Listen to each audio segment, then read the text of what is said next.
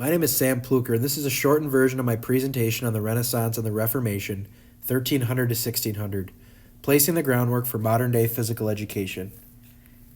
Let's first start with an introduction to the era. This era is the movement away from the Catholic Church back to Greek and Roman theology.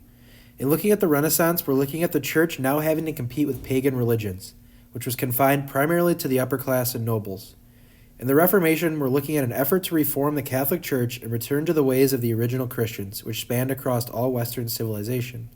In both the Renaissance and the Reformation movements, the Catholic Church saw its authority diminish. For more information on the Catholic Church, feel free to scan this QR code. And for more information on paganism, feel free to scan this QR code. In first looking at the Renaissance, we're looking at a rebirth or revival of the classics.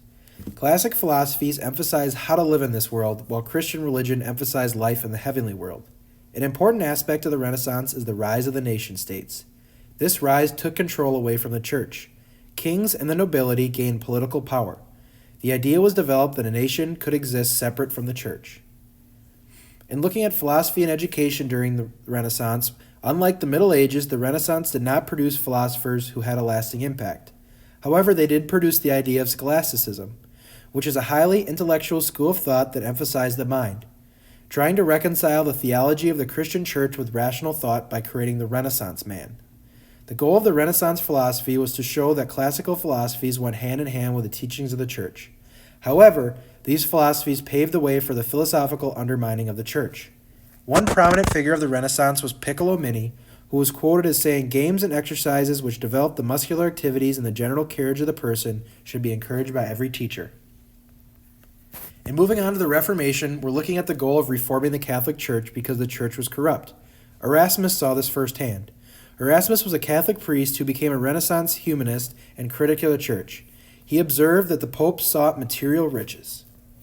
In looking at the philosophy and education of the Reformation, we can look specifically at William of Ockham. He developed a philosophical foundation for the use of the body and sensations in the education of children. The philosophical arguments that justify the existence of PE became more frequent during the Reformation. However, the praxis of PE was not evident for several centuries.